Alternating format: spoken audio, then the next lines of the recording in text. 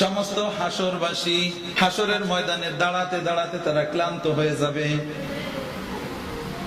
আল্লাহ রাব্বুল আলামিন বলেন, 50 আলফা সানা মিম্মা তাউদ্দুন, তোমরা যেভাবে দিন মাস বছর গণনা করো এইভাবে গণনা করে 50,000 বছর, যত বড় কিয়ামতের একটা দিন হবে তত বড়। মানুষ দাঁড়াতে দাঁড়াতে ক্লান্ত হয়ে যাবে।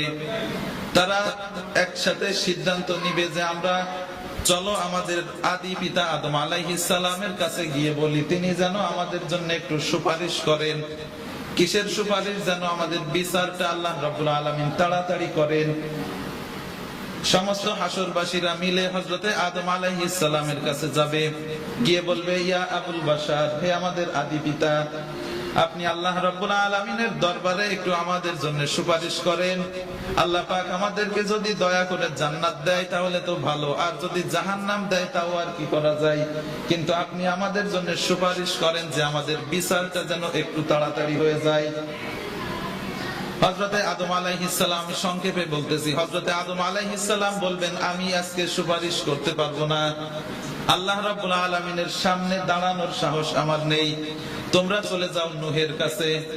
সবাই নূহ আলাইহিস সালামের কাছে গিয়ে বলবে, আপনি তো প্রথম রাসূল, আপনি একটু আমাদের জন্য সুপারিশ করেন যেন আমাদের হিসাবটা একটু তাড়াতাড়ি হয়ে যায়।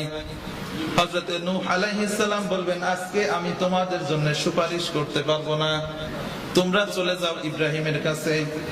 ইব্রাহিম আলাইহিস সালাম বলবেন, আমি সুপারিশ করতে পারবো না, তোমরা চলে যাও মুসার কাছে। মুসা বলবেন, আমি তোমাদের জন্য সুপারিশ করতে পারবো না, যাও ঈসার কাছে।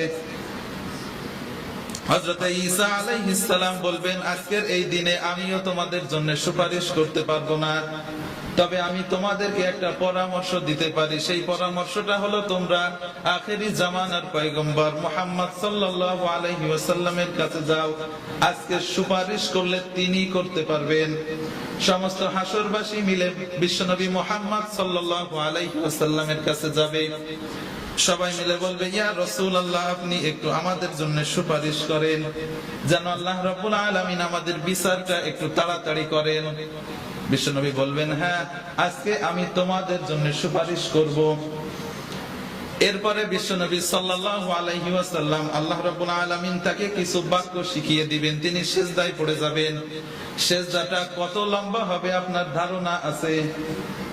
এই পৃথিবীর শুরু থেকে কিয়ামত পর্যন্ত সমস্ত প্রাণী যত তাসবিহ করেছে, ভালো করে বোঝেন, সমস্ত প্রাণী যত তাসবিহ করেছে, বিশ্বনবী সাল্লাল্লাহু আলাইহি ওয়াসাল্লাম এক সিজদায় তার চাইতে বেশি তাসবিহ করবেন।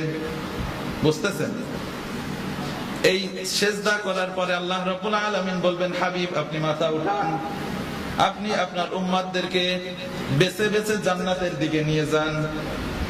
এই যে আল্লাহর নবী বেছে বেছে জান্নাতের দিকে নিয়ে যাবেন, সবাইকে কি আল্লাহর নবী বেছে বেছে জান্নাতে নেবেন? এই জায়গায়ও আল্লাহ পাকের নির্দেশ, আল্লাহ রাব্বুল আলামিন যাকে যাকে নেওয়ার অনুমতি দিবেন তাকে তাকে বিশ্বনবী জান্নাতে নিয়ে যাবেন। একটু উদাহরণ দিলে বুঝতে পারবেন। আপনি মনে করেন কোথাও একটা চাকরির জন্য অ্যাপ্লাই করলেন, আপনার একজন শুভাকাঙ্ক্ষী আছে খুব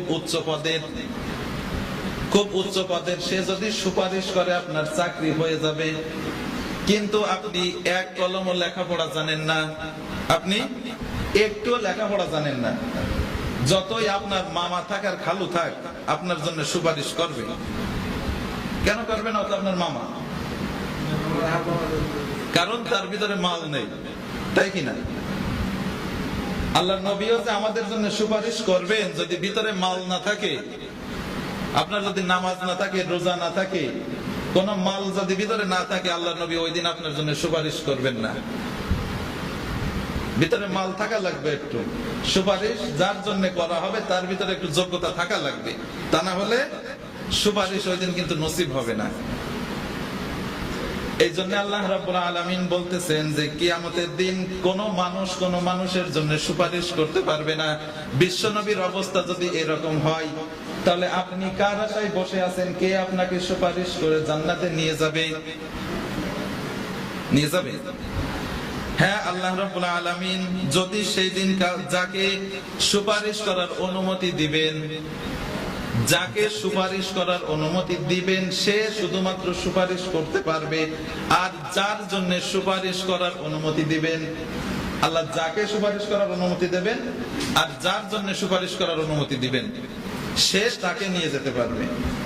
আমভাবে সবার জন্য কেউ সুপারিশ করবে না। আপনার ওই যোগ্যতা থাকা লাগবে, আর যার সুপারিশে আপনি যাবেন তারও যোগ্যতা থাকা লাগবে। আল্লাহ রাব্বুল আলামিন বলেন, রব্বিস সামাওয়াতি ওয়াল আরদি ওয়া মা বাইনাহুমার রাহমানি লা ইয়ামলিকুনা মিনহু খিতাবা।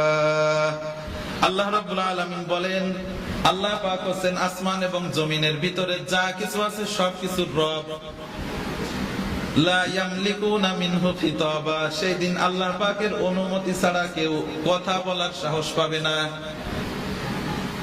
ইয়াউমা ইয়াকুমুর রূহু ওয়াল মালাইকাতু সাফফান লা ইয়াতাকাল্লামুনা ইল্লা মান আযিনা লাহুর রহমান। আল্লাহ রাব্বুল আলামিন বলেন, সেই দিন মানুষ এবং ফেরেশতা এক কাতারে দাঁড়িয়ে যাবে, কেউ আল্লাহ পাকের হুকুম ছাড়া কথা বলার সাহস পাবে না, কেউ আল্লাহর অনুমতি ছাড়া সুপারিশ করার সাহস পাবে না। সেই দিন আল্লাহ রাব্বুল আলামিন যাকে সুপারিশ করার অনুমতি দিবেন সেই একমাত্র সুপারিশ করতে পারবে। অন্যথায় আল্লাহ রাব্বুল আলামিন বলেন, ইয়াউমা ইযিল লা তানফাউশ শাফাআতু ইল্লা মান আযিনা লাহুর রহমানু ওয়া রাদিয়া লাহু কাওলা। আল্লাহ রাব্বুল আলামিন বলেন, সেই দিন আমি তাদেরকে সুপারিশ করার অনুমতি দেব, দুনিয়াতে যাদের কথার উপরে আমি রাজি থাকব আর যাদের কাজের উপরে আমি খুশি থাকব, এই সমস্ত লোকদেরকে আমি সুপারিশ করার অনুমতি দেব। এখন আপনি একটু চিন্তা করেন, আপনি যার আশায় বসে আছেন, যে নেতার আশায় বসে আছেন, এই নেতার সমস্ত কথার উপরে আল্লাহ পাক খুশি আছে আপনি বলতে পারবেন? আমাদের দেশে অনেক নেতা দেখা যাবে যারা 100 কথা বললে 99টা মিথ্যা কথা বলে। এই লোকের কথার উপরে কি আল্লাহ খুশি থাকতে পারে? আল্লাহ রাব্বুল আলামিন বলেন, যার কথার উপরে আমি খুশি থাকবো আর যার কাজের উপরে আমি সন্তুষ্ট থাকবো সেই একমাত্র সুপারিশ করতে পারবে। তাহলে আপনি একটু চিন্তা করেন যে আপনি যে পীরের মুরিদ হয়েছেন ওই পীরের কথার উপরে আল্লাহ খুশি আছে কিনা, ওই পীরের কাজের উপরে আল্লাহ পাক খুশি আছে কিনা। যদি আপনার মনে হয় যে আমার পীর সাহেবের উপরে আল্লাহ পাক খুশি আছে, আমার পীর সাহেব কোনোদিন কোনো অপকর্ম করেনি, এই গ্যারান্টি আপনি দিতে পারবেন না। আল্লাহ রাব্বুল আলামিন সুন্দর করে বলতেছেন, তাহলে ওই কঠিন কিয়ামতের দিন কেউ তোমার জন্য সুপারিশ করতে পারবে না। যে জায়গায় বিশ্বনবীর সুপারিশ করতে গেলে এত বড় সিজদা করা লাগতেছে, সেই জায়গায় আপনি কারোর ভরসায় বসে থাকবেন না। আল্লাহর উপরে ভরসা রাখুন আর কোরআন অনুযায়ী আমল করার চেষ্টা করুন। আমি কোন পীরের বিরোধিতা করি না, কোন নেতার বিরোধিতা করি না, কিন্তু সত্য যেটা এটা আপনাকে মানা লাগবে। আমি অন্তত 25টার বেশি আয়াত বলেছি, শুধু সুপারিশ করতে পারবে না এই পক্ষে। সুপারিশ কারা করতে পারবে? আল্লাহ। বিশ্বনবী বলেন, আল কুরআনু হুজ্জাতুল লাকা আও আলাইকা। এই কোরআন কিয়ামতের দিন তোমার পক্ষে অথবা বিপক্ষে সাক্ষী দেবে। মুফাসসিরগণ মুহাদ্দিসগণ বলেন, কোরআন যদি কোনো মানুষের পক্ষে সাক্ষী দেয়, আল্লাহ রাব্বুল আলামিন তার কাছ থেকে কোনো হিসাব নেবেন না, বিনা হিসাবে তাকে জান্নাতে দিবেন।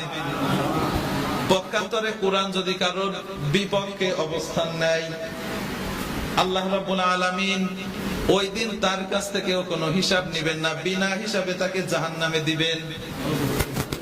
তাহলে এই কোরআন মানার দরকার আছে না নাই?